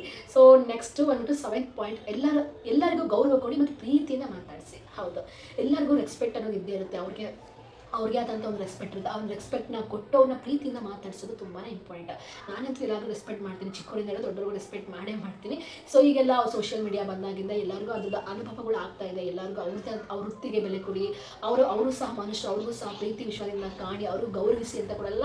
ಈಗ ಸೋಷಿಯಲ್ ಮೀಡಿಯಾ ಬಂದಾಗಿಂದ ನಿಜವಾಗ್ಲೂ ಒಂದು ಕಡೆ ನೋಡಿದ್ರೆ ತುಂಬ ಬೆನಿಫಿಟ್ಸ್ ಇದೆ, ಇನ್ನೊಂದು ಕಡೆಯಿಂದ ನೋಡಿದ್ರೆ ಅದರಿಂದ ಸ್ವಲ್ಪ ಕೆಟ್ಟದ್ದು ಸಹ ಇದೆ. ಬಟ್ ನಾವು ಕೆಟ್ಟದ ಕಡೆ ಹೋಗೋದಕ್ಕಿಂತ ಒಳ್ಳೆ ಕಡೆ ಹೋಗೋದು ತುಂಬಾ ಉತ್ತಮ ಅಂತ ನಾನು ಹೇಳಲಿಕ್ಕೆ ಇಷ್ಟಪಡ್ತೀನಿ. ಸೊ ನಾನು ಕೂಡ ನಿಮ್ಮ ಮುಂದೆ ಕ್ಯಾಮ್ರಾ ಮುಂದೆ ಮಾತಾಡ್ತಿದ್ದೀನಿ ಅಂದರೆ ನನಗೂ ಕೂಡ ಕಮ್ಯುನಿಕೇಷನ್ ಸ್ಕಿಲ್ಸ್ ತುಂಬಾ ಇಂಪಾರ್ಟೆಂಟ್ ಆಗಿರುತ್ತೆ. ನನಗೆ ಬಾಯಿಗೆ ಬಂದದ್ದು ಏನೂ ಹೇಳೋಕ್ಕಾಗಲ್ಲ. ಯಾಕಂದರೆ ನನಗೆ ಗೊತ್ತಿರೋ ವಿಚಾರ, ನಾನು ಓದಿದಂಥ ವಿಚಾರ, ನಾನು ಸಮಾಜದಲ್ಲಿ ಯಾವ ರೀತಿಯಾಗಿ ಇದ್ದೀನಿ, ಅಟ್ ಪ್ರೆಸೆಂಟ್ ಯಾವ ರೀತಿಯಾಗಿದ್ದೀನಿ ಅನ್ನೋದ್ರ ಬಗ್ಗೆ ನಾನು ನಿಮ್ಮ ಹತ್ರ ಹೇಳ್ತಾ ಇದ್ದೀನಿ. ಸೊ ನಾನು ತಪ್ಪು ಮಾಡಿಲ್ಲ ಅಂದರೆ ಯಾವುದೇ ಕಾರಣಕ್ಕೂ ಅದನ್ನು ಬೇರೆ ಏನು ಹೇಳ್ತಾರೆ ತಲೆ ಬಗ್ಸಲ್ಲ. ಅದು ಹೇಳ್ಬಿಟ್ಟಿದ್ದೀನಿ. ನೀವು ಈಗಿನ ಜನ್ರೇಷನ್ ಆಗಿದೆ ರೀ, ತಪ್ಪು ಮಾಡಿದ್ರೆ ಯಾರೂ ಸಹ ಕ್ಷಮಿಸಲ್ಲ. ಕಾನೂನು ಕೂಡ ಅಷ್ಟೇ, ತಪ್ಪು ಮಾಡಿದವನಿಗೆ ಶಿಕ್ಷೆ ಆಗದೇ ಇದ್ರೂ ಪರವಾಗಿಲ್ಲ, ತಪ್ಪು ಮಾಡದೇ ಇರೋನಿಗೆ ಶಿಕ್ಷೆ ಆಗಬಾರ್ದು ಅಂತ ಕಾನೂನು ಕೂಡ ಇದೇ ರೀತಿಯಾಗಿ ಇರುವಂಥದ್ದು. ಸೊ ನಿಮಗೆ ಲಾ ಬಗ್ಗೆ ಗೊತ್ತಿದೆ ಅಂತ ಹೇಳ್ಬೋದು, ಕಾನ್ಸ್ಟಿಟ್ಯೂಷನ್ಸ್ ಬಗ್ಗೆ ಗೊತ್ತಿದೆ. Doctor B R Ambedkar sir ಅವರು ಬರೆದಿರುವಂಥ ಕಾನ್ಸ್ಟಿಟ್ಯೂಷನಲ್ಲಿ ನಿಮಗೆ ಅದ್ರ ಬಗ್ಗೆ ಆರ್ಟಿಕಲ್ಸಲ್ಲೆಲ್ಲ ನಿಮಗೆ ಅದೆಲ್ಲ ಗೊತ್ತಿದೆ ಅಂತ ನಾನು ಭಾವಿಸ್ತೀನಿ. ಸೊ ಬೇರೆಯವರ ವೈಯಕ್ತಿಕ ವಿಚಾರಗಳ ಬಗ್ಗೆ ಮಾತನಾಡಬೇಡಿ. ಸೊ ಪರ್ಸ್ನಲಿ ಅದು ನನ್ನನ್ನು ಸೇರಿಸಿ. ಬಟ್ ನಾನಂತೂ ಏನು ಮಾತಾಡಲ್ಲ. ಬಟ್ ನನ್ನ ಬಗ್ಗೆ ಮಾತಾಡಿದ್ರೆ ನಮ್ಮ ಹಸ್ಬೆಂಡ್ ಮುಂದೆ ಹೇಳ್ತಿದ್ದೆ, ನೋಡಿ ಈ ಥರ ಎಲ್ಲ ಮಾತಾಡ್ತಿದ್ದಾರೆ, ನಾವೇನು ಮಾಡೇ ಇಲ್ಲ, ಯಾಕೆ ಈ ಥರ ಎಲ್ಲ ಅಂತಿದ್ದಾರೆ ಅಂತೆಲ್ಲ ನಾನು ಹೇಳ್ತಾ ಇರ್ತೀನಿ. ನಮ್ಮ ಹಸ್ಬೆಂಡ್ ಅಂದರೆ ಯಾರ ಬಗ್ಗೆ ತಲೆ ಕೆಡಿಸ್ಕೋಬೇಡ, ನಿಮ್ಮ ಜೊತೆ ಖುಷಿಯಾಗಿ ಚೆನ್ನಾಗಿ ಮಾತಾಡಿದ್ರೆ ಅವ್ರ ಜೊತೆ ನಾವು ಮಾತಾಡು, ಬೇರೆಯವ್ರ ಬಗ್ಗೆ ಯಾಕೆ ನೀನು ಅವ್ರು ಹಂಗಂದ್ರೆ ತಲೆ ಕೆಡಿಸ್ಕೊಬೇಡ, ಬಿಟ್ಟಾಕ್ಬಿಡು, ಆ ಕ್ಷಣಕ್ಕೆ ಮರ್ತ್ಕೊಂಡ್ಬಿಡು, ಇದೇ ಇರಲ್ಲ ಅಂತೆಲ್ಲ ಹೇಳ್ತಾ ಇರ್ತೀನಿ. ಬಟ್ ನನಗಂತರ ಬ್ಯಾಕ್ ಬೋನ್ ಆಗಿ ನಿಂತಿರೋರು ಅವರೇ ಅಂತ ನನ್ನ ಹಸ್ಬೆಂಡ್ ಅಂತ ಹೇಳ್ಬೋದು. ಯಾಕಂದರೆ ಕೆಲವೊಂದು ವಿಚಾರಗಳು ನನ್ನ ತಲೆ ತುಂಬ ಓಡ್ತಾನೆ ಇರುತ್ತೆ. ಅದು ಓಡ್ತಾ ಹೆಲ್ತ್ ಕಡೆನೂ ಗಮನ ಇರಲ್ಲ, ಊಟದ ಕಡೆ ಗಮನ ಇರಲ್ಲ, ಕೆಲಸದ ಕಡೆ ಕಾನ್ಸಂಟ್ರೇಟ್ ಮಾಡಲಿಕ್ಕೆ ಸಾಧ್ಯನೇ ಇಲ್ಲ. ಇನ್ನು ಬುಕ್ಸ್ಗಳು ಓದಲಿಕ್ಕೆ ಆಗಲ್ಲ. ಸೊ ಹಾಗಾಗಿ ನಾನು ಹೇಳ್ತಾ ಇರೋವಂಥದ್ದು, ಬೇರೆ ವೈಯಕ್ತಿಕ ವಿಚಾರಗಳ ಬಗ್ಗೆ ಮಾತಾಡೋದು, ಅವ್ರು ಹಂಗೆ ಹಿಂಗೆ, ಅವಳು ಆ ಥರ ಬಟ್ಟೆ ಹಾಕಿದ್ಲು, ಅವಳು ಹಂಗಿದ್ದು, ಅವಳು ಬಳೆ ಹಾಕಲ್ಲ, ಅವಳು ಕುಂಕುಮ ಇಡಲ್ಲ, ಅವಳು ಯಾವಾಗಲೂ ಏರ್ಸ್ಬಿಟ್ಕೊಂಡಿರ್ತಾಳೆ, ಇವೆಲ್ಲ ಮಾತಾಡೋದ್ಬಿಟ್ಟು ನಿಮ್ಮ ಜೀವನನ ಮುಂದೆ ಯಾವ ರೀತಿಯಾಗಿ ಸುಂದರವಾಗಿ ಒಳ್ಳೆ ರೀತಿಯಿಂದ ರೂಪಿಸ್ಕೋಬೇಕು ಅನ್ನೋದನ್ನ ಸ್ವಲ್ಪ ತಲೆಯಿಟ್ಕೊಳ್ಳಿ. ಯಾಕಂದರೆ ನನಗೆ ಪರಿಸ್ಥಿತಿ ನನಗೆ ಆಗಿರೋಂಥ ಅನುಭವಗಳನ್ನ ನಾನು ನಿಮ್ಮ ಮುಂದೆ ಹೇಳ್ತಾ ಇದ್ದೀನಿ. ಸೊ ಇದು ನಾನು ಓದಂಥ ಬುಕ್ಸಲ್ಲೂ ಮತ್ತು ಇದರಲ್ಲೂ ಸೇಮ್ ಆ್ಯಸ್ ಇಟ್ ಈಸ್ ಆಗೇ ಇದೆ. ಕಮ್ಯುನಿಕೇಷನ್ ಸ್ಕಿಲ್ಸ್ ಅಂತ ಅಂದಾಗೆ ಹಾಗೆ ಒಬ್ಬರ ಜೊತೆಗೆ ಯಾವ ರೀತಿಯಾಗಿ ನಾವು ಮಾತಾಡ್ತೀವಿ, ಕೆಲವೊಂದು ಸ್ಕಿಲ್ಸ್ಗಳನ್ನ ತಿಳ್ಕೊಳ್ಳೋದು ತುಂಬ ಅಗತ್ಯ ಆಗುತ್ತೆ. ಯಾಕಂದರೆ ಯಾರ ಹತ್ರ ಹೇಗೆ ಬೇಕೋ ಅದು ನಾವು ಮಾತಾಡ್ಲಿಕ್ಕೆ ಆಗಲ್ಲ. ಆ ಒಂದು ಕಾರಣಕ್ಕೋಸ್ಕರ ನಾನು ಹೇಳ್ತಾ ಇದ್ದೀನಿ. ಸೊ ಸಿಕ್ಕಾಪಟ್ಟೆ ಮಳೆ ಬರ್ತಿದೆ. ಅದಾದಮೇಲೆ ಅನಾವಶ್ಯಕ ಮಾತುಗಳನ್ನು ಆಡಬೇಡಿ. ಬೇರೆ ಸಿಲ್ಲಿಯಾಗಿ ಅವ್ರ ಬಗ್ಗೆ ಇವ್ರ ಬಗ್ಗೆ ಮತ್ತು ಸೀರಿಯಸ್ ಏನೋ ಮಾತಾಡ್ತಾ ಇದ್ದಾರೆ ಅಂದರೆ ಇನ್ನೇನೋ ಟಾಪಿಕ್ ತೊಗೊಂಡು ಮಾತಾಡೋದು ಅವಶ್ಯಕತೆ ಇಲ್ಲ ಅಂತಲೇ ಹೇಳ್ಬೋದು. ಯಾರಿಗೆ ಯಾವ ವಿಷಯದ ಬಗ್ಗೆ ಇಷ್ಟವಿದೆಯೋ ಆ ವಿಷಯದ ಬಗ್ಗೆ ಮಾತನಾಡಬೇಡಿ. ಹೌದು, ನನಗೆ ಏನೋ ನನ್ನ ಟಾಪಿಕ್ ನನ್ನ ಹಸ್ಬೆಂಡ್, ನಾನು ಯಾರು ಬೇರೆ ತೊಗೊಂಡು ನನ್ನದೇ ಎಕ್ಸಾಂಪಲ್ ತಗೋತೀನಿ. ನಾನು ನನ್ನ ಹಸ್ಬೆಂಡ್ ಏನೋ ಮಾತಾಡ್ತಾ ಇದ್ದೀವಿ ಅಂದಾಗ ನನಗೆ ಇಷ್ಟ ಆಗಿರೋಂಥ ಟಾಪಿಕ್ ತೊಗೊಂಡು ನಾನು ಮಾತಾಡಿದಾಗ ನನಗೆ ತುಂಬ ಖುಷಿ ಆಗುತ್ತೆ. ಬಟ್ ನನಗೆ ಇಷ್ಟ ಆಗಿಲ್ಲದೆ ಏನೋ ಟಾಪಿಕ್ ತೊಗೊಂಡು ಮಾತಾಡಿದಾಗ ನನಗೆ ಹತ್ರ ಯೂಸ್ಫುಲ್ ಅನಿಸುತ್ತೆ. ಪ್ಲೀಸ್ ಟಾಪಿಕ್ ಅಂತ ಹೇಳೇ ಬಿಡ್ತೀನಿ ನಾನು. ಅವರು ಸುಮ್ಮನೆ ಆಗಿಬಿಡ್ತಾರೆ, ಇನ್ನೇನೇನೋ ಸರಿ ಬಿಡಮ್ಮ ಅಂತ ಹೇಳ್ತಾರೆ. ಬಟ್ ಸೀರಿಯಸ್ಲಿ ಅದು ಒಬ್ರಿಗೆ ಇಷ್ಟ ಆಗಿ ಟಾಪಿಕ್ ತೊಗೊಂಡೇನೋ ಮಾತಾಡ್ತಿದ್ದೀವಿ ಅಂತ ಅಂದಾಗ ಅದನ್ನು ನಾವು ಕೇಳಿಸ್ಕೊಳಕ್ಕೆ ನಮಗೂ ಪೇಷನ್ಸ್ ಇರಲ್ಲ, ಅವ್ರಿಗೆ ಹೇಳೋಕ್ಕೆ ಪೇಷನ್ಸ್ ಇರುತ್ತೆ, ಬಟ್ ನಮಗೆ ಕೇಳಿಸ್ಕೊಳ್ಳೋಕ್ಕೆ ಪೇಷನ್ಸ್ ಇರಲ್ಲ. ಆ ಒಂದು ಕಾರಣಕ್ಕೋಸ್ಕರ ಇಷ್ಟವಿಲ್ಲದ ವಿಷಯಗಳ ಬಗ್ಗೆ ಮಾತನಾಡಲಿಕ್ಕೆ, ಚರ್ಚೆ ಮಾಡಲಿಕ್ಕೆ ಹೋಗಲೇಬೇಡಿ. ಸೊ ನೆಕ್ಸ್ಟು ಧನ್ಯವಾದ ಮತ್ತು ದಯವಿಟ್ಟು ಎನ್ನುವ ಪದವನ್ನು ಮಾತಿನ ಮಧ್ಯದಲ್ಲಿ ಬಳಸಿರಿ. ಹೌದು, ಧನ್ಯವಾದ, ಥ್ಯಾಂಕ್ ಯು, ಪ್ಲೀಸ್. ನನಗೆ ಅಂತೂ ಹೇಳ್ತಾನೆ ಇರ್ತೀನಿ ಎಲ್ಲರೂ ಚಿಕ್ಕ ಚಿಕ್ಕ ವಿಚಾರಗಳಿಗೆ. ನಮ್ಮ ಹಸ್ಬೆಂಡ್ ನಾನು ಯಾರಿಗೂ ನನ್ನ ಎಕ್ಸಾಂಪಲ್ ತೊಗೊಳಲ್ಲ. ಯಾಕಂದ್ರೆ ನಮ್ಮ ಹಸ್ಬೆಂಡ್ ಜೊತೆಗೆ ನಾನು ಲೈಫ್ ಶೇರ್ ಮಾಡ್ಕೊಂಡಿದ್ದೀನಿ. ಯಾವಾಗಲೂ ಆಲ್ಮೋಸ್ಟ್ ನಾನು 24 ಅವರ್ಸಲ್ಲಿ 12 ಅವರ್ಸ್ ಜೊತೆಗೆ ನಾನು ಸ್ಪೆಂಡ್ ಮಾಡಿ 12 ಅವರ್ಸ್ ಏನು ಜಾಸ್ತಿ ಅಂದ್ಕೊಂಡ್ಬಿಡಿ, ಒಂದು 14 ಅವರ್ಸ್ ಜೊತೆಗೆ ಟೈಮ್ ಸ್ಪೆಂಡ್ ಮಾಡ್ತೀನಿ ಅಂತ ಅಂದಾಗ ಏನೋ ಒಂದು ಟೀ ಕೊಟ್ಟರೆ ಅವ್ರಿಗೆ ಥ್ಯಾಂಕ್ಸ್ ಹೇಳ್ತಾರೆ. ನನಗೇನಾದ್ರು ಟೀ ಕೊಟ್ಟರೆ ನಾನು ಥ್ಯಾಂಕ್ ಯು ಸೋ ಮಚ್ ಅಂತ. ಏನಾದರೂ ನನ್ನ ಕಸ ಕೊಡಿಸಿಲ್ಲ, ಅವ್ರನ್ನೆಲ್ಲ ಮಾಡಿಸಿದ್ರೆ ಥ್ಯಾಂಕ್ ಯು ಸೋ ಮಚ್ ಅಂತ ಹೇಳ್ತೀನಿ. ಅವ್ರಿಗೆ ಓಕೆ ಅಂತ ಹೇಳ್ತಾರೆ. ನಾನೇನಾದ್ರು ಅವ್ರಿಗೆ ಹೆಲ್ಪ್ ಮಾಡಿದ್ರೆ ಅವ್ರು ಥ್ಯಾಂಕ್ಸ್ ಹೇಳ್ತಾರೆ. ನನಗೆ ಹೆಲ್ಪ್ ಮಾಡೋದು ನಾನು ಥ್ಯಾಂಕ್ಸ್ ಹೇಳ್ತೀನಿ. ಸಮ್ಟೈಮ್ಸ್ ನನಗೇನಾದರೂ ಕೆಲಸ ಮಾಡಲಿಕ್ಕೆ ಆಗಿಲ್ಲ ಅಂದರೆ ಪ್ಲೀಸ್ ನೀನೇನಾದರೂ ಮಾಡು ಅಂತೀನಿ. ಅವರು ನನ್ನ ಫೇಸ್ ರಿಯಾಕ್ಷನ್ಗೆ ಸರಿ ಬಿಡು ಮಾಡ್ತೀನಿ ಅಂತಾರೆ. ಬಟ್ ಲಿಟಲ್ ಈ ಥರ ಚಿಕ್ಕ ಚಿಕ್ಕ ವರ್ಡ್ಸ್ಗಳು, ಪದಗಳಿದ್ದಾವಲ್ಲ, ಮನಸ್ಸಿಗೆ ಎಷ್ಟು ಮುದ ನೀಡುತ್ತೆ ಅಂದರೆ, ಈಗ ಯಾರಾದರೂ ಹೋಗ್ತಾ ಇದ್ರು ಅಂದ್ಕೊಳ್ಳಿ, ಇನ್ನೊಂದು ಬಡ್ಸ್ಕೊಂಡು ಹೋದ್ರು, ಹಂಗೆ ಹೋದ್ರೆ ನೋಡು ಅವ್ನು ಎಷ್ಟು ಶಟಿತ ನಿಂಗೆ ಹೋಗ್ತಾನೆ ಅಂತೆಲ್ಲ, ಇವೆಲ್ಲ ಕಾಮನ್ ವರ್ಡ್ಸ್ ನಮ್ಮಲ್ಲಿ. ಸೊ ಹಾಗಾಗಿ ಅದೇ ಸಾರಿ ಕೇಳಿದ್ರೆ ಓಕೆ ಇಟ್ಸ್ ಓಕೆ ಅಂತ ಹೇಳ್ತೀವಿ. ಸೊ ನಾನು ಎಕ್ಸಾಂಪಲ್ ಹೇಳಿದ್ದು. ಸೊ ನಾನು ಈ ಥರ ಎಲ್ಲ ವಿಚಾರಗಳ ಬಗ್ಗೆ ಮಾತಾಡ್ತಿದ್ದೀನಿ ಅಂತ ಅಂದರೆ ಜ್ಞಾನದ ಮೂಲಕ ನಾನು ತಿಳ್ಕೊಂಡಂಥ ಜ್ಞಾನದ ಜೊತೆಗೆ ನಾನು ಸಮಾಜದಲ್ಲಿ ಆಗಿದಂಥ ನನಗೆ ಆಗಿದಂಥ ಅನುಭವಗಳನ್ನ ನಿಮ್ಮನ್ನೇ ಶೇರ್ ಮಾಡ್ಕೊಳ್ತಿದ್ದೀನಿ. ಅದ್ರ ಜೊತೆಗೆ ಈ ಒಂದು ಪುಸ್ತಕದ ವಿವರಣೆ ಕೂಡ ನಿಮ್ಮ ಹತ್ರ ಹೇಳ್ಕೊಳ್ತಾ ಇದ್ದೀನಿ ಅಂತಲೇ ಹೇಳ್ಬೋದು. ಸೊ ಮಾತನಾಡುವ ಮುಂಚೆ ಯೋಚಿಸಿ ಮಾತನಾಡಿ. ಹೌದು, ದೊಡ್ಡರ ಹತ್ರ ಆಗಿರ್ಬೋದು, ಚಿಕ್ಕವ್ರ ಹತ್ರ ಆಗಿರ್ಬೋದು, ಏನೇ ಒಂದು ಮಾತಾಡ್ತೀವಿ ಅಂದಾಗ ಸ್ವಲ್ಪ ಹಿಂಗಿರಬೇಕು, ಯೋಚನೆ ಮಾಡಿ ಮಾತಾಡೋದು ತುಂಬಾ ಇಂಪಾರ್ಟೆಂಟ್ ಆಗುತ್ತೆ. ಹೇಗೆ ಬೇಕೋ ಆಗ ಮಾತಾಡಿದರೆ ಸಂಬಂಧಗಳು ಉಳಿಯಲ್ಲ. ಜೊತೆಗೆ ನಾವೇ ಅದೇನಂತಾರೆ ಹಿರಿಯರಿಗೆ ಮರ್ಯಾದೆ ಕೊಡಲ್ಲ. ಹಾಗೆ ಲಾಸ್ಟ್ ಟೈಮ್ ನನಗೂ ಹಂಗೆ ಆಗಿತ್ತು ಫ್ಯಾಮಿಲಿ ಮ್ಯಾಟರಿಂದ. ನಾನು ಸಿಕ್ಕಾಬಟ್ಟೆ ಕೋಪ ಅಲ್ವಾ, ತಪ್ಪು ಮಾಡಿದ್ರೆ ನಾನು ತಪ್ಪು ಮಾಡಿದ್ದೀವಿ ಅಂತ ಅಂದಾಗ ಅದನ್ನು ಯಾರಿಗೂ ಕೇಳ್ತಾರೆ ಅಲ್ವಾ. ಸೊ ನನಗೂ ಹಂಗೆ ಆಗಿತ್ತು. ಸಮ್ಟೈಮ್ಸ್ ಅದಾಗೋಗ್ಬಿಡುತ್ತೆ. ಮಾತನಾಡೋ ಮುಂಚೆ ಯೋಚನೆ, ಆಮೇಲೆ ಎಲ್ಲ ಫೈನ್ ಎಲ್ಲ ಕ್ಲಿಯರ್ ಆದಮೇಲೆ ಹೌದು ನಾನು ಯೋಚನೆ ಮಾಡಿ ಮಾತಾಡಬೇಕಿತ್ತು ಅಂತ ಆಮೇಲೆ ಗಿಲ್ಟ್ ಕಾಡ್ತಾ ಇರುತ್ತೆ. ಸೊ ಆ ಥರ ಗಿಲ್ಟ್ ಕಾಡಿ ಒಂದು ವಾರ ತನಕ ಅದ್ರ ಬಗ್ಗೆ ಯೋಚನೆ ಮಾಡ್ತಾ ಕೂರೋ ಬದಲು ನಾವು ಮಾತಾಡೋಕ್ಕಿಂತ ಮುಂಚೆ ಸೈಲೆಂಟಾಗಿರೋದು ತುಂಬ ಒಳ್ಳೆಯದು. ಲಾಸ್ಟ್ ಟೈಮ್ ನಾನು ನಮ್ಮ ಹಸ್ಬೆಂಡು ಮತ್ತೆಲ್ಲ ಮಾತಾಡೋದು ತುಂಬ ಸೈಲೆಂಟಾಗಿದ್ದೆ, ಏನೂ ಮಾತಾಡಲಿಲ್ಲ. ಸೊ ಮನಸ್ಸು ಹಗುರ ಇತ್ತು, ಸಮಾಧಾನ ಇತ್ತು. ಅವ್ರು ಏನೇ ಮಾತಾಡ್ಕೊಳ್ಳಿ ಇರೋದು ತುಂಬ ಒಳ್ಳೆಯದು. ಎಲ್ಲರೂ ಫ್ಯಾಮಿಲಿ ಆದಮೇಲೆ ಅತ್ತೆನೂ ಬೇಕು, ಮಾವನೂ ಬೇಕು, ಗಂಡನೂ ಬೇಕು, ಎಲ್ಲರೂ ಬೇಕಾಗುತ್ತೆ. ಅವ್ರದ್ದು ಸ್ವಲ್ಪ ಕೋಪ ಇದ್ದಾಗ ನಾವು ಸುಮ್ಮನೆ ಇದ್ಬಿಟ್ರೆ ಅದಕ್ಕಿಂತ ದೊಡ್ಡದು ಇನ್ನೇನಿಲ್ಲ ಅಂತ ಹೇಳಲಿಕ್ಕೆ ಇಷ್ಟಪಡ್ತೀನಿ. ಸೊ ನಾನು ಕೂಡ ಅದನ್ನು ಫಾಲೋ ಮಾಡ್ತಾ ಇದ್ದೀನಿ. ಸೊ ನಿಮಗೂ ಅದನ್ನು ಶೇರ್ ಮಾಡ್ತಾ ಇದ್ದೀನಿ. ಸೊ ನೆಕ್ಸ್ಟ್, ಬಿಟ್ಟು ಸಲಹೆಗಳನ್ನ ಯಾರಿಗೂ ಕೊಡಬೇಡಿ. ನಾನಂತೂ ಎವ್ರಿ ಬಿಟ್ಟು ಸಲಹೆಗಳೆಲ್ಲ ಕೊಟ್ಟು ಈ ಲೆವೆಲಿಗೆ ಆಗಿದ್ದೀವಿ ಅಂತ ಅನಿಸುತ್ತೆ. ಬಟ್ ಬಿಟ್ಟು ಸಲಹೆಗಳನ್ನ ನಾನು ಕೊಟ್ಟಿರೋದ್ರೆ ಲೈಫ್ ಬಗ್ಗೆ ಅವ್ರಿಗೆ ಸ್ವಲ್ಪ ತಿಳಿಸಿ ಹೇಳಿದ್ದೀನಿ. ನಾನು ಮಾಡಿರೋ ತಪ್ಪುಗಳನ್ನ ಮಾಡಬೇಡಿ. ಸೊ ಇಷ್ಟು ಮಾಸ್ಟರ್ಸ್ ಮಾಡುವಾಗ ನಾನು ಜರ್ನಲಿಸಮ್ ಫೀಲ್ಡಲ್ಲಿ ಅದು ಮಾಡ್ತೀನಿ, ಹಿಂಗೆ ಮಾಡ್ತೀನಿ ಅಂತಾರೆ. ಏನು ಗುರು ಸುಮ್ಮನೆ ಅದೆಲ್ಲ ಮಾಡಿ ಸಾಯೋದು ಬದಲು ಬೇರೆ ಯಾವುದಾದ್ರೂ ಫೀಲ್ಡಲ್ಲಿ ವರ್ಕ್ ಮಾಡು ಅಂತ ಹೇಳ್ತೀವಿ. ಬಟ್ ಅವ್ರಿಗೆ ಆಸೆ ಕನಸಿರುತ್ತೆ. ಯಾಕಂದರೆ ಇದನ್ನು ರಿಯಾಲಿಟಿ ಗೊತ್ತಾದಾಗ ಅವಾಗ ಸಫರ್ ಪಡಬೇಕಾಗುತ್ತೆ. ಯಾಕಂದರೆ ಫ್ಯಾಮಿಲಿನ ಬಿಟ್ಟು ಎಲ್ಲ ಹೋಗಿ ಕೆಲಸ ಮಾಡಬೇಕಾಗುತ್ತೆ. ಎಲ್ಲ ಕಡೆಗೂ ಇದು ಕೆಲಸ ಇರಲ್ಲ, ಬೆಂಗಳೂರಿಗೆ ಬರಬೇಕಾಗುತ್ತೆ. ಅದು ನಾವು ಊರಲ್ಲಿದ್ದು ಏನೋ ಮಾಡಬೇಕು ಅನಿಸುತ್ತೆ. ನನಗೆ ಅನಿಸುತ್ತೆ, ನಾನು ಜರ್ನಲಿಸಮ್ ಫೀಲ್ಡ್ ನಾನು ತಪ್ಪು ಅಂತಿಲ್ಲ, ಬಟ್ ತುಂಬಾ ಇಷ್ಟಪಟ್ಟು 2 ವರ್ಷ ಕಾದಿದ್ದು ಮಾಡಿದ್ದು. ಬಟ್ ಆದರೆ ಈಗ ನಾವು ಊರಿಗೆ ನಾವು ಸೆಟ್ಲ್ ಆಗ್ತೀವಿ ಅಂತ ಹೋದರೆ ಅಲ್ಲಿ ಜರ್ನಲಿಸಮ್ ಫೀಲ್ಡ್ ವರ್ಕ್ ಮಾಡಲಿಕ್ಕೆ ಅದರದಂಥ ಕಂಪ್ನಿ ಆಗಿರ್ಬೋದು, ಕಂಪ್ನಿ ಅಲ್ಲ, ಕಂಪ್ನಿ ಬೇರೆ, ಚಾನಲ್ಗಳು ಬೇರೆ, ಕಂಪ್ನಿ ಅಂತ ಇರಲ್ವ. ಸೊ ಚಾನಲ್ಗಳು ಇರಲ್ಲ, ಬೆಂಗಳೂರಿಗೆ ಬರಬೇಕಾಗುತ್ತೆ. ನಾನು ಸಿಟಿಲಿತ್ತು ಅಂದರೆ ಅಲ್ಲಿಗೆಲ್ಲ ಅಪ್ ಆ್ಯಂಡ್ ಡೌನ್ ಮಾಡಬೇಕಾಗುತ್ತೆ. ಇದೊಂದು ರಿಸಲ್ಟ್ಗೋಸ್ಕರ ನಾನು ಹೇಳ್ತಾ ಇರೋವಂಥದ್ದು. ಹಾಗಾಗಿ ನಾನು ಸಮ್ಟೈಮ್ಸ್ ಕೊಡ್ತಾ ಇರ್ತೀನಿ. ಆವಾಗ ಕೊಟ್ಟಿರೋರು ಹಿಂದೆ ಮುಂದೆ ಮಾತಾಡಿರೋರು ತುಂಬ ಚೆನ್ನಾಗಿದ್ದಾರೆ, ಏನು ಮಾಡೋಕ್ಕಾಗಲ್ಲ ಅವರಿಗೆ. ಸೊ ಹಾಗಾಗಿ ಈಗಂತೂ ಫುಲ್ ಕಡಿಮೆ ಆಗಿಬಿಟ್ಟಿದೆ. ಬಟ್ ಈಗ ನಾನು ತುಂಬ ಏನಾದರೂ ಕೇಳಿದರೆ ಒಂದಿಷ್ಟು ಜನ ಫ್ರೆಂಡ್ಸ್ಗಳಿಗೆ ನನ್ನ ಅನುಭವಗಳು ಏನು ಮಾಡ್ಬೋದು, ಏನು ಮಾಡಬೇಕು ಅನ್ನೋದು ಒಂದಿಷ್ಟು ಜನ ಕಾಲ್ ಮಾಡಿ ಕೇಳ್ತಾರೆ. ನಾನು ಅವರಿಗೆ ಸಜೆಸ್ಟ್ ಮಾಡ್ತೀನಿ. ಅದ್ರ ಜೊತೆಗೆ ನನ್ನ ತಂಗಿಗೆ ಅಂತೂ ನಾನು ಬುದ್ಧಿವಾದ ಹೇಳ್ತಾ ಇರ್ತೀನಿ. ಅವಳು ಅದನ್ನು ಅಕ್ಸೆಪ್ಟ್ ಮಾಡ್ತಿರ್ತಾಳೆ. ನನ್ನ ಹಸ್ಬೆಂಡ್ಗೆ ನಾನು ಹೇಳ್ತಾ ಇರ್ತೀನಿ. ಅದು ಬಿಟ್ಟರೆ ಯಾರಿಗೂ ಜಾಸ್ತಿ ಅವ್ರಾಗ ಏನಾದರೂ ಕೇಳಿದ್ರೆ ವಿಚಾರಗಳ ಬಗ್ಗೆ ಏನಾದರೂ ಹಿಂಗೆ ಇದೆ, ಹಿಂಗೆ ಮಾಡಬೇಕು ಅಂದರೆ ನನಗೆ ಗೊತ್ತಿರೋಂಥ ವಿಚಾರದ ಬಗ್ಗೆ ಅವ್ರ ಹತ್ರ ಮಾತಾಡ್ತೀನಿ. ಸೊ ನೆಕ್ಸ್ಟ್, ನಮ್ಮ ಮಾತು ಸಹಜವಾಗಿರಬೇಕು, ಬೇರೆಯವರಿಗೆ ಬುದ್ಧಿ ಹೇಳುವ ಹಾಗೆ ಇರಬಾರ್ದು. ಹೌದು. ಸೊ ನಾನಂತೂ ಅಷ್ಟೇ ಸಿಂಪಲಾಗಿ ಮಾತಾಡ್ತೀನಿ. ಬಟ್ ಕಡಕ್ಕಾಗಿ ಅಂತ ಉತ್ತರ ಕರ್ನಾಟಕ ಮಂದಿ ಹಂಗೆಲ್ಲ ಆಗಿದೆ ಅವ್ರು ನಾವು. ಸೊ ಹಾಗಾಗಿ ಸಮ್ಟೈಮ್ಸ್ ಮುಖ ಕೊಡ್ದಾಗ ಅಂದ್ಬಿಟ್ಟಿರ್ತೀವಿ. ಬಟ್ ಅದು ಅವ್ರಿಗೆ ತುಂಬ ಹರ್ಟ್ ಆಗಿರುತ್ತೆ. ಬಟ್ ನಾನು ಸಿಕ್ಕಾಪಟ್ಟೆ ಜನ ಹೇಳಿದ್ದಾರೆ. ಬಟ್ ನಾನು ತುಂಬ ತಿಳ್ಕೊತಾ ಇದ್ದೀನಿ. ಈಗ ಯಾರು ನನ್ನ ಜೊತೆಗೆ ಮಾತಾಡ್ತಾ ಇದ್ದಾರೆ, ಕನ್ವರ್ಸೇಷನ್ ಮಾಡ್ತಾ ಇದ್ದಾರೆ ಅಂದಾಗ ನಾನು ತುಂಬಾ ಓಕೆ ನೆಕ್ಸ್ಟ್ ಅವ್ರಿಗೇನೋ ಹರ್ಟ್ ಆಗುತ್ತಲ್ಲ, ಮಾತಾಡಬಾರ್ದು ಅನ್ನೋ ತಲೆಯಲ್ಲಿ ಬಂದುಬಿಡುತ್ತೆ. ಸೊ ಆ ಒಂದು ಕಾರಣಕ್ಕೋಸ್ಕರನೇ ಯಾರಿಗೂ ಹರ್ಟ್ ಆಗೋ ರೀತಿಯಾಗಿ ಅವ್ರಿಗೆ ಬುದ್ಧಿ ಹೇಳೋ ರೀತಿಯಲ್ಲಿ ಮಾತಾಡೋದು ಅವಶ್ಯಕತೆ ಇಲ್ಲ. ಲಾಸ್ಟ್ ಕೊನೆಯ ಪಾಯಿಂಟು, ಬ್ರಹ್ಮವನ್ನು ಅರಿತಿಯರೆ ಗುಮ್ಮನಂತಿರಬೇಕು, ಎಲ್ಲವೂ ಗೊತ್ತಿದ್ರು ಅದನ್ನು ತೋರಿಸಿಕೊಳ್ಳದೆ ಇರಬೇಕು, ಅದು ಜಾಣನ ಲಕ್ಷಣ. ಸೊ ಎಕ್ಸಾಕ್ಟ್ಲಿ ಇದು. ಬಟ್ ಎಲ್ಲಿ ತೋರಿಸ್ಬೇಕೋ ಅಲ್ಲಿ ತೋರಿಸೋದು ಕಂಪಲ್ಸರಿ. ಅದು ಇದು ಇಲ್ಲಾಂದರೆ ಮತ್ತೆ ಅಲ್ಲಿ ನಮ್ಮನ್ನು ಗಂಟು ಹೊಡ್ಕೊಂಡ್ಬಿಡ್ತಾರೆ. ಹಾಗಾಗಿ ಬ್ರಹ್ಮವನ್ನು ಎಲ್ಲ ಗೊತ್ತಿದ್ರೂ ಸಹ ಗುಮ್ಮನಂತಿರಬೇಕು, ಎಲ್ಲವನ್ನು ಗೊತ್ತಿದ್ದರೂ ಅದನ್ನು ತೋರಿಸಿಕೊಳ್ಳದೆ ಇರಬೇಕು, ಅದು ಜಾಣ ಲಕ್ಷಣ ಅಂತ ಹೇಳಿದ್ದಾರೆ. ಹೌದು, ಅದು ನನ್ನ ಬದುಕಲ್ಲಿ ಎಲ್ಲ ಉಲ್ಟಾಪಲ್ಟಿ ಆಗೋಗ್ಬಿಟ್ಟಿದೆ. ಕೆಲವೊಂದು ಟೈಮ್ ನನಗೆ ಅದು ಓಕೆ ಮಾತಾಡಬೇಕು, ಅವರು ಒಂದು ಸಣ್ಣ ಪುಟ್ಟ ವಿಚಾರಗಳಲ್ಲಿ ಬಸ್ಸಲ್ಲಿ ಅಥವಾ ಫ್ಯಾಮಿಲಿಗಳು ಮಾತಾಡ್ತಾ ಇರುವಾಗ ಈ ಥರ ಎಲ್ಲ ಗೊತ್ತಿದ್ರು ನಾನು ಹಂಗೆ ರೈಸ್ ಆಗಿ ಮಾತಾಡ್ಬಿಡ್ತಿದ್ದೆ, ಹಿಂಗೆಲ್ಲ ಗೊತ್ತು ಹಾಗೆ ಹೇಗೆ ಅಂತಿದೆ.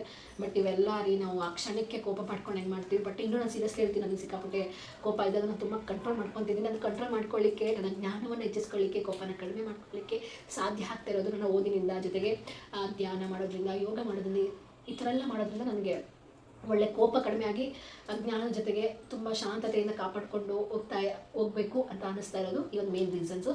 ಹಾಗಾಗಿ ಯಾವುದೇ ವಿಚಾರ ಆಗಲಿ, ಏನೇ ಜ್ಞಾನ, ಎಷ್ಟೇ ಗೊತ್ತಿದ್ರು ಸಹ ಎಲ್ಲಿ ಮಾತಾಡಬೇಕು ಅಲ್ಲಿ ಮಾತಾಡಿ, ಎಲ್ಲಿ ಮಾತಾಡಬಾರ್ದು ಅಲ್ಲಿ ಮಾತಾಡಬೇಡಿ ಅಂತ ಹೇಳಿಕ್ಕೆ ಇಷ್ಟಪಡ್ತೀನಿ. ಸೊ ಇದು ನಮ್ಮ ಒಂದು ಮಾಸ್ಟರ್ಸ್ ಅಲ್ಲಿ ಓದ್ತಾ ಇದ್ದಾಗ ಇದ್ದಂಥ ಕೆಲವೊಂದಿಷ್ಟು ಪಾಯಿಂಟ್ಸ್ಗಳು ಅದ್ರ ಜೊತೆಗೆ ಸೇಮ್ ಆ್ಯಸ್ ಇಟ್ ಈಸ್ ಅದೇ ರೀತಿಯಾಗಿದೆ. ನನಗೆ ಇದೆಲ್ಲ ನಾರ್ಮಲೇ ಗೊತ್ತಿದೆ, ಬಟ್ ಹೇಳ್ಬೋದು. ಬಟ್ ಯಾಕೆ ಈ ಬುಕ್ಸ್ ತೋರಿಸಿದೆ ಅಂದರೆ ತುಂಬಾ 20 ರೂಪಾಯಿಗಿಂತ ಬುಕ್ಸ್, ಇಂಥ ನಾಲೆಡ್ಜ್ ಇರುವಂಥ ಬುಕ್ಸ್ ಯಾರು ಕೊಡ್ತಾರೆ? 20 ರೂಪಾಯಿ ಒಂದು ಏನದು ತುಂಬ ಕಾಸ್ಟ್ಲಿ ಕ್ಲಿಪ್ಪೇ ಬರಲ್ಲ. ಸೊ ಪಾನಿಪುರಿ ಬಂದರೆ ಬರ್ಬೋದು, ಬಟ್ ನಮ್ಮ ಕಾಸ್ಮೆಟಿಕ್ಸಿಗಾಗಿರ್ಬೋದು, ನಮ್ಮ ಬಟ್ಟೆಗಳಿಗೆ ಹಾಕೋಬೋದು, ಕೆಲವೊಂದಿಷ್ಟು ತೊಗೊಳ್ಳಿ, ಬೇಡ ನಾವು ತೊಗೊಂತೀವಿ ಹೆಣ್ಮಕ್ಳ ಮೇಲೆ ಹಾಗೆ. ಆದರೆ ಇಂಥ ಬುಕ್ಗಳನ್ನು ತೊಗೊಂಡು ಓದಿದಾಗ ನಮ್ಮ ಒಂದು ಜ್ಞಾನ ಕೂಡ ಹೆಚ್ಚಾಗ್ತಾ ಹೋಗುತ್ತೆ ಅಂತ ಹೇಳ್ಬೋದು. ಸೊ ಇದಾಗಿತ್ತು ನನ್ನ ಕಮ್ಯುನಿಕೇಷನ್ ಸ್ಕಿಲ್ಸ್, ಯಾರ ಹತ್ರ ಹೇಗೆ ಮಾತಾಡಬೇಕು ಅನ್ನೋದ್ರ ಬಗ್ಗೆ. ಅದೇ ರೀತಿ ಟೆನ್ಷನ್ಗೆ ಹೇಳಿ ಗುಡ್ ಬೈನ ಬಿಟ್ಟು ಒಂದು ರಿವ್ಯೂ ಕೂಡ ಅಂತಲೂ ಹೇಳ್ಬೋದು. ಸೊ ಯಾರಿಗೆಲ್ಲ ಒಂದು ಇನ್ಫಾರ್ಮೇಟಿವ್ ವ್ಲಾಗ್ ಇಷ್ಟ ಆಗಿದೆ, ಪ್ಲೀಸ್ ಒಂದು ಲೈಕ್ ಮಾಡಿ, ಇಷ್ಟ ಆದರೆ ಸಬ್ಸ್ಕ್ರೈಬ್ ಮಾಡಿ, ಇಷ್ಟ ಆದರೂ ಕೂಡ ಲೈಕ್ ಮಾಡಿ ಅಂತ ಹೇಳ್ತಾ ಇವತ್ತಿನ ವ್ಲಾಗ್ನ ಮುಗಿಸ್ತೀನಿ. ನಮ್ಮ ಕಡೆ ಭಾಷೆಗೆ ಅಟ್ಟ ಅಂತ ಬಂದಿದೆ, ಮುಗಿಸ್ತೀನಿ. ಟೇಕ್ ಕೇರ್, ಬಾಯ್, ನಮಸ್ಕಾರ.